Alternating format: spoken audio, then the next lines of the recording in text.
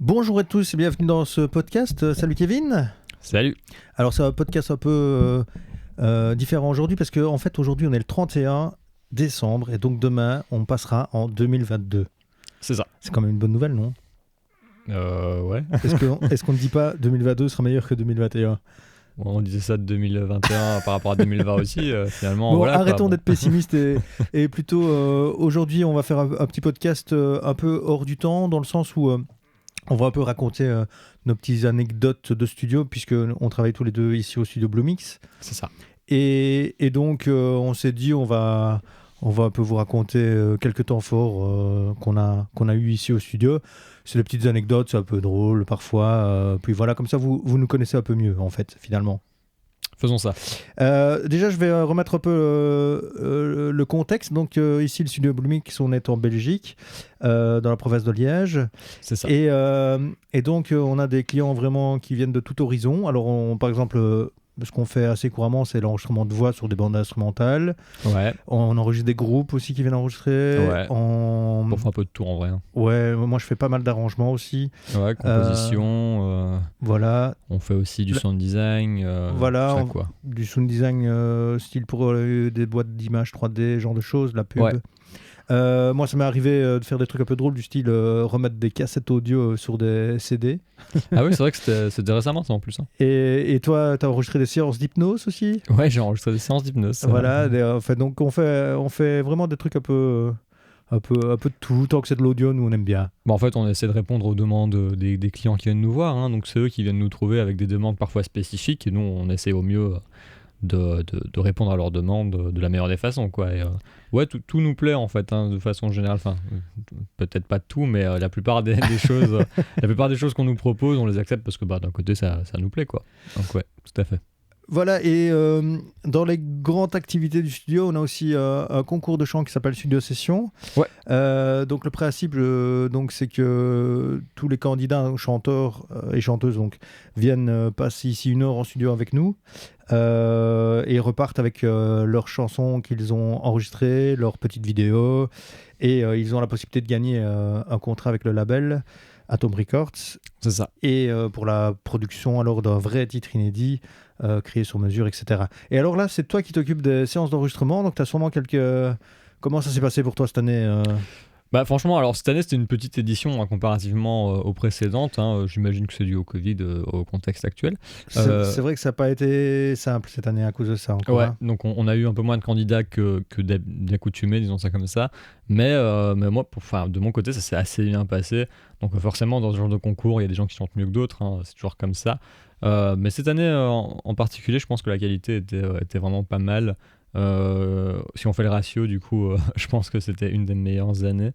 Donc on en a eu quelques-uns qui chantaient plutôt pas mal. Souvent des dames, hein, souvent des filles qui chantent très très bien. On a rarement eu, je crois, des garçons qui chantaient vraiment très très bien dans Studio Session. Je sais pas si t'en as en tête ou pas. Enfin, avant que j'arrive certainement, mais depuis que je suis arrivé. Si, même cette année, moi, il y en a un ou l'autre que j'aimais vraiment bien. Ouais. Alors oui, cette année, il y a eu un rappeur que j'ai beaucoup aimé. Voilà. Vous pouvez aller voir sur la chaîne de Studio Session, vous le retrouverez très vite, c'est le seul qui a fait du rap cette année. Donc voilà, mais ouais, j'ai assez bien aimé, je me suis assez bien entendu avec la plupart des candidats. Pas 100% d'entre eux, mais presque 100% d'entre eux. Ouais, parfois il y a des chiants, on peut le dire. Ouais, parfois il y en a qui sont un peu plus compliqués. Mais moi, ce que j'ai bien aimé dans cette édition, c'est les petites interviews qu'on a rajoutées cette année, qu'on n'avait pas les autres années. Très drôle, ouais. Et franchement, ça crée quelque chose parce que du coup, ils étaient beaucoup plus à l'aise après, ils rigolaient, tout ça. Donc moi, je faisais ça en fin de séance. Je crois que la prochaine fois, je le ferai peut-être en début de séance ou quoi, je ne sais pas, parce que ça a tendance à mettre à l'aise un petit peu. Du coup, ils ont l'impression d'avoir un contact un peu, peut-être avec moi ou quoi, je ne sais pas. Et du coup, ça les met un peu plus en confiance et c'est cool. Franchement, j'ai passé des très bons moments à Studio Session cette année. Ouais. Cool. Alors moi, pour ma part, dans mes temps forts, on va commencer par un temps fort assez drôle. Donc on a eu un client ici qui voulait absolument travailler avec moi et pas du tout avec toi, alors que c'était des choses qui c'est d'habitude toi qui t'occupes, mais ça s'était plutôt mal passé. Ouais, c'est ça. Alors il a commencé par travailler avec moi et il a pas tellement aimé la façon dont je travaille apparemment, hein, disons ça comme ça. On va pas se mentir, franchement ça fait maintenant quelques années que tu travailles ici et jamais on a eu personne qui s'est plaint de toi. Sauf non, c'est un peu c'est le premier. Enfin voilà, je prends, il n'y a pas de souci, j'entends bien la critique. Je Et ne suis pas donc, parfait évidemment dans mon travail, mais et donc c'est moi qui en donc ai c'est toi qui hérité. l'as récupéré parce qu'il ne voulait plus travailler avec moi, donc du coup, voilà. Voilà, il faut savoir que j'avais déjà travaillé moi avec lui auparavant. Ça s'est jamais vraiment super bien passé, mais ça allait quoi. J'arrivais à répondre à ses demandes. Et puis, c'est un client où il me demandait un truc du style coupe-moi un peu ce passage-là, c'est trop long. Et puis après, il faisait toutes ses voix. Et puis, oui, mais là, il te manque des mesures. Mais attends, tu viens de me dire de les couper. Ah, j'ai eu le même problème, mais je crois que je l'ai géré moins bien que toi, de toute évidence. Et donc, et c'est des yo-yo comme ça, incessants, mais là, ça, je parle de coupure de mesure, mais c'est comme ça, c'est bien ça, puis ces voix, on les a enregistrées 3 ou 4 fois. Chaque fois, il était content à la fin de la séance. Puis il retournait chez lui, puis 2 semaines après, il me rappelait, oh, mais en fait, j'aimerais bien recommencer ça. Donc, et puis il me dit, ouais, mais je sais exactement quoi, il y a 3 phrases. Et puis quand il revenait ici, en fait, il a tout enregistré. Ouais.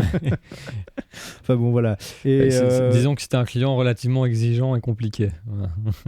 oui, et surtout qu'il ne sait pas ce qu'il veut, je pense. Ouais, je pense qu'il savait pas trop ce qu'il voulait, en effet. Donc voilà, c'est pas bien de dire du mal des clients, mais on ne donne pas son nom et voilà, et on l'embrasse s'il nous écoute. Ouais. Donc voilà, c'est dans les moments, c'est parfois on a aussi des choses un peu difficiles à gérer ou ce genre de choses, ça arrive aussi évidemment. Hein. Oui, bien sûr. Bah, c'est pas toujours tout rose. Hein. Ça, voilà, Même si, c'est normal de pas avoir des affinités avec tout le monde, hein, disons ça comme ça. Voilà, même si parfois ça se passe hyper bien. Par exemple, tu pourrais nous raconter un peu des petites anecdotes sur Riley, qui est une de nos... Ouais, alors ici on a quand même quelques clients qui sont réguliers, et Riley elle en fait partie. Riley elle vient souvent, elle vient à peu près une fois par mois, une fois tous les 2 mois, je sais pas trop. Moi j'aime beaucoup ce qu'elle fait. Et ouais, moi aussi j'aime beaucoup ce qu'elle fait. Et en fait c'est assez agréable de travailler avec elle parce que déjà maintenant on commence à se connaître, hein, ça fait un moment qu'on se voit assez régulièrement. Et donc le courant passe assez bien quoi. Et du coup elle vient, elle sait ce qu'elle veut faire plus ou moins, elle a une direction en tête et ça avance vite, ça avance bien. Et puis elle chante très bien aussi, Riley, évidemment. Vous avez certainement déjà, si vous suivez la chaîne, vous avez entendu déjà sa voix, etc. Je me sers souvent d'extraits de ses chansons pour faire la vidéo. Pour faire des vidéos, ouais. Tout à fait. Ok, donc voilà, ça c'est le genre de client qu'on aime beaucoup parce que ça matche bien au niveau musical, mais aussi au niveau personnel et au niveau contact, quoi. Ouais, c'est ça. Bah, dans l'entente du travail et tout ça, il y a un vrai truc, quoi. Donc c'est agréable de travailler avec eux, ça avance vite, donc il y a une certaine satisfaction et tout ça. Donc ouais, c'est plutôt Finalement, cool. Quand on s'entend bien comme ça avec des clients, avec des artistes, il y a une espèce d'osmose qui fait que l'alchimie prend et on peut avancer vite, on peut avancer bien, on va dans la même direction. C'est et ça, tout va bien, exactement, quoi. Ouais. Ok. Et toi, du coup, tu as eu ça un peu cette année avec certains de tes clients Ah oui, mais moi j'ai ça avec plusieurs de mes clients. Je peux parler par exemple d'Anne qui vient ici en atelier très très régulièrement, déjà depuis plusieurs années elle. Et en fait, donc Anne, elle vient ici, elle compose ses chansons, elle chante ses chansons, et elle vient ici pour faire pas mal de démos en fait. On travaille 2-3 séances sur chaque chanson. Et on a commencé il y a quelques temps, c'était très fouillis ces chansons, etc. Et puis au fur et à mesure des mois, etc. qui passent, ça commence à être très très bien construit et elle a appris pas mal de choses ici, je pense. Et d'ailleurs, elle a fait son premier concert cette année, donc ça c'était quand même cool. c'est quand même plutôt cool. Et donc j'ai été à son concert, j'ai fait le son pour elle, etc. Ok. Et c'était vraiment super. Donc c'est vraiment l'aboutissement. Elle fait vraiment ça par passion. Elle n'a aucune ambition par rapport à ça, mais elle aime beaucoup créer la musique, chanter, etc. Donc voilà. Ouais, c'est cool. Et donc ça c'est super bien parce que du coup, on se connaît super bien maintenant, donc je sais exactement ce qu'elle aime bien. Elle sait, parfois, j'arrive à moi recadrer un peu certaines choses quand elle veut aller trop loin, etc. Donc c'est vraiment bien. Ouais, cool. Et toi, un autre projet, par exemple, que tu as beaucoup aimé cette année ? Ouais, il y en a plusieurs, hein. Mais notamment, on a travaillé sur le son de la gagnante de l'édition précédente de Studio Session, qui s'appelle Laura Evie, vous pouvez aller voir. On a fait un inside de tracks sur sa chanson, et on a travaillé à 2 sur ce projet. C'est la première fois d'ailleurs qu'on travaillait en ping-pong réellement. Ouais, c'était la première fois. Et moi, j'ai vraiment bien aimé faire ce projet. Enfin, ça me parlait beaucoup, et j'étais toujours assez content de revenir dessus pour rajouter des trucs ou aller mixer tout ça. C'était un assez bon moment. Et puis Laura est aussi très sympathique, évidemment. Donc ça s'est toujours assez bien passé. Donc c'est plutôt cool. Et on peut quand même dire que le fait de travailler en ping-pong, ça nous est pas venu tout de suite. C'est finalement les challenges qu'on a fait pour ici, pour cette chaîne, qui ont fait qu'on s'est dit, mais pourquoi est-ce qu'on ferait pas ça au studio, en fait, finalement. Ouais, tout à fait. Ouais. Et ça a plutôt bien fonctionné. Ça a D'ailleurs, assez bien fonctionné. Ouais. on peut le dire, mais ce titre-là a été repris dans 2 radios nationales en Belgique ici, et c'est la première fois qu'on a autant de radios nationales Ouais, c'est ça. pour des titres qu'on fait ici. Je pense que finalement, c'est peut-être aussi, ça a contribué peut-être aussi au fait que le titre soit, je sais pas, je trouve pas mes mots. Bah, soit suffisamment bon, c'est pas vraiment le terme, mais je vois ce que tu veux dire. Enfin, qu'il y a un truc dans ce son qui fait que quoi. En tout Non, cas. il y a un petit truc en plus en fait, Ouais. je pense. Bah, je suis assez d'accord. Moi, je trouve que ça doit certainement être le fait qu'on ait travaillé à deux dessus. En tout cas, ça a sûrement contribué. Ouais, je pense que ça a pas mal contribué. Ouais. D'ailleurs, on va relancer plusieurs. On a déjà commencé à retravailler à 2 sur certains Ouais, maintenant titres. on fait ça Plus couramment. C'est ça, on fait ça plus couramment. On va transformer l'essai. Voilà, faisons ça. D'ailleurs, je rebondis parce que donc on a lancé évidemment moi un des projets qui me tient le plus à cœur cette année, c'est le projet de Flavia, de la gagnante d'il y a 2 ans. Ouais. Pour lequel on a sorti un premier single qui a plutôt bien fonctionné, il s'appelait Bae. Ouais. Et là, on est en train de préparer un EP et peut-être même un album. Et on a plein de titres en chantier. Il y en a même certains qui sont terminés. Et notamment, voilà, pour rebondir par rapport au travail en ping-pong, il y a quelques titres dont on a commencé à travailler en ping-pong là-dessus. Ouais, c'est ça, ouais. Et pour le moment, je m'occupe un peu du mix de certains de ces titres aussi. Voilà. Ouais, mais ça, c'était déjà avant. Tu faisais déjà pas mal de mix. Mais, ouais, tout à fait. Ouais. Mais là, je parle de création vraiment, quoi. Oui, ça nous est arrivé, en effet. Ouais. Hein, donc ça, c'est plutôt bien. Et finalement, moi, j'aime encore bien parce que parfois, dans certains titres, quand je bosse, parfois, je vais pas dire à court d'inspiration, mais je vois bien qu'il manque un truc que j'arrive pas à trouver, quoi. Ouais, quand on a la tête dedans, c'est plus difficile, hein, souvent, d'avoir des idées fraîches, disons ça comme ça. Voilà, et le ping-pong, ça permet justement de ne pas avoir ce truc-là, parce que l'autre amène un truc que tu t'attends pas du tout. C'est ça, exactement. Et tu rebondis toi-même là-dessus. Ouais, c'est ça. Et c'est vraiment cool. D'ailleurs, il faudrait que je te parle d'un des titres dont je bloque pour l'instant. On fera ça. Et on va mettre tout ça sur place. Après, on peut parler aussi peut-être du son à l'image. On fait pas mal aussi ça ici. Ouais, récemment, on a fait beaucoup ça. Ouais. Et là, le dernier projet, c'est toi qui t'en occupe quasi exclusivement. C'est ça, ouais. On peut pas trop en dévoiler parce qu'évidemment, il y a des chartes de confidentialité par rapport à ça et tout ça. Mais en gros, c'est... disons que c'est une sorte de mode d'emploi pour... je ris déjà. Pour l'abattage d'arbres. Donc, comment faire pour bien abattre certains arbres de façon différente. Et voilà, alors moi j'ai absolument rien contre ça, j'aime beaucoup faire du son à l'image, mais quand on a reçu la première séquence, on s'est rendu compte qu'en fait c'était quelqu'un qui tronçonnait un arbre, tout simplement. Donc évidemment, je sais pas si vous avez déjà entendu une tronçonneuse, mais comme ça prend du temps de faire du son à l'image, travailler pendant plusieurs heures sur un son de tronçonneuse, c'est relativement fatigant.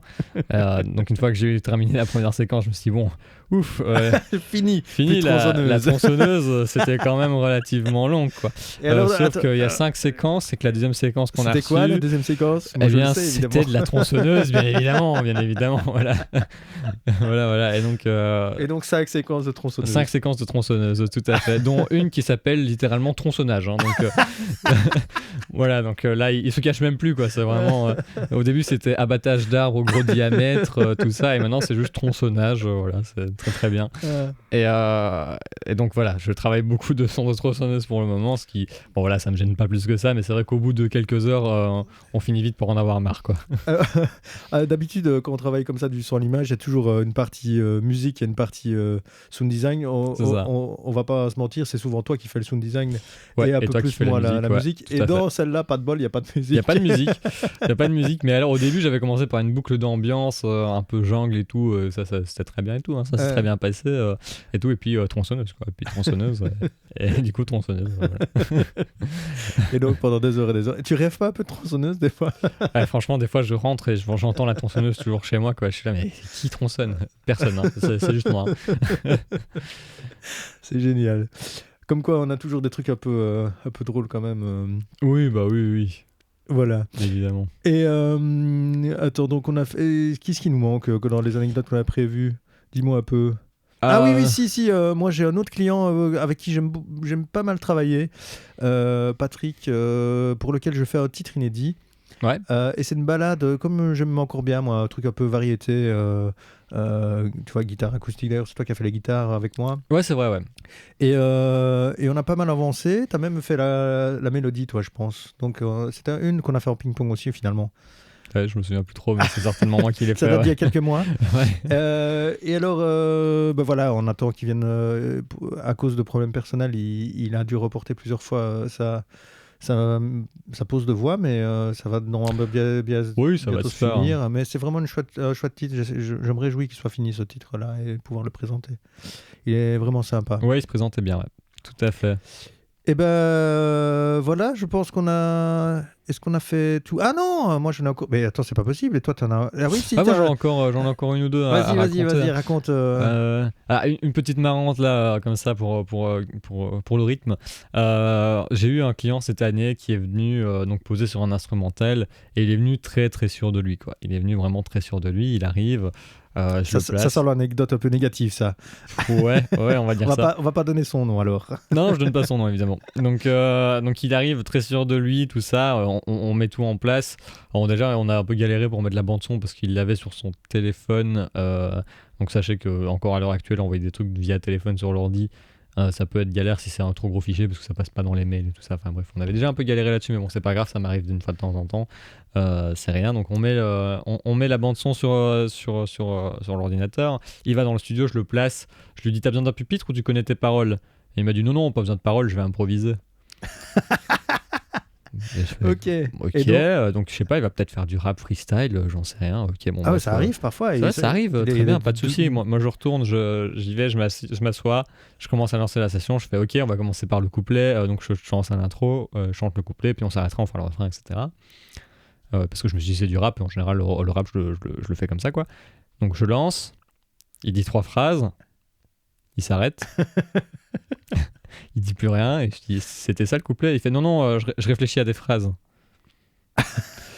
Moi je m'arrête 2 minutes, je fais ok, ok, vas-y. Alors il réfléchit 2-3 minutes et puis il fait tu sais me passer une feuille, je vais les écrire. Donc le mec il avait rien préparé, quoi. Il avait rien préparé et il s'est dit je vais y aller freestyle tranquillou, et puis il s'est rendu compte que finalement le freestyle c'était peut-être pas trop fait pour lui. Je sais pas s'il s'est rendu compte de ça pendant qu'il chantait. Il s'est dit finalement, je vais peut-être pas y aller freestyle. Et donc, du coup, il s'est mis à écrire les paroles comme ça au fur et à mesure. Alors, ce qui est très drôle, c'est qu'il apprenait pas vraiment de ses erreurs. Donc, c'est-à-dire, il a écrit un couplet, il a chanté le couplet et il s'est dit, c'est bon, le refrain, j'y vais freestyle. mais non, pas du tout. Il a dû écrire le refrain et puis il a écrit le couplet 2, etc. Voilà, c'était un peu drôle. Donc petit conseil pour tous, quand vous passez en studio, préparez bien vos séances. Ça fait gagner du temps à tout le monde.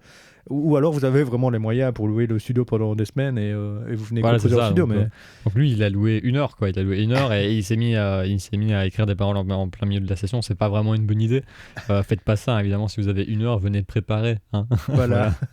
Ce sera le tips du jour. Voilà. Et moi, j'ai une dernière petite anecdote marrante. J'ai travaillé cette année avec Tom. Avec qui ça se passe vraiment nickel. J'ai vraiment un très bon rapport avec lui, un très bon contact. Je lui ai fait un titre inédit. Et donc, il faut savoir qu'il est venu ici souvent en soirée et il a fait venir aussi un pote guitariste qui est venu pour faire des guitares, etc. Mais c'était au tout début de l'année, c'était période Covid avec couvre-feu et tout ça. Et donc, on était avec notre montre en train de se dire attends, là, il faut qu'on finisse dans 5 minutes parce que sinon, ça va être le couvre-feu. Oui, c'était une période un peu compliquée. Hein, c'était quand même drôle d'avoir vécu ça. Et donc, on a vraiment, littéralement, on s'est arrêté des fois, vraiment, parce qu'il fallait s'arrêter, quoi. Alors qu'on aurait pris 10 minutes de plus, on aurait peut-être évité de revenir une fois de plus, quoi, en fait. Ouais, carrément, c'est plutôt compliqué. En plus, c'est vrai que Tom, il est souvent disponible en soirée, donc à ce moment-là, ça ne devait pas être facile pour lui, quoi. Voilà, et c'est vraiment la période où c'était le couvre-feu le plus tôt, là, je ne sais plus quand c'était pas 9h ou un truc comme ça, 9h30 ou un truc comme ça, ouais. Où il devait partir à 9h parce que c'était le couvre-feu à 10h, je sais plus. Ouais, un truc comme ça, ouais. C'était un truc comme ça. Donc voilà, ça c'était un peu drôle aussi dans les anecdotes de la vie de tous les jours du studio, quoi. Ouais, c'est toujours compliqué avec le Covid, hein, évidemment. Voilà, ça se trouve, les gens ils écoutent ça en 2032 et le Covid ils savent plus c'est quoi, hein. J'espère pour vous, évidemment. Ce sera bien ancré dans l'histoire. mais voilà.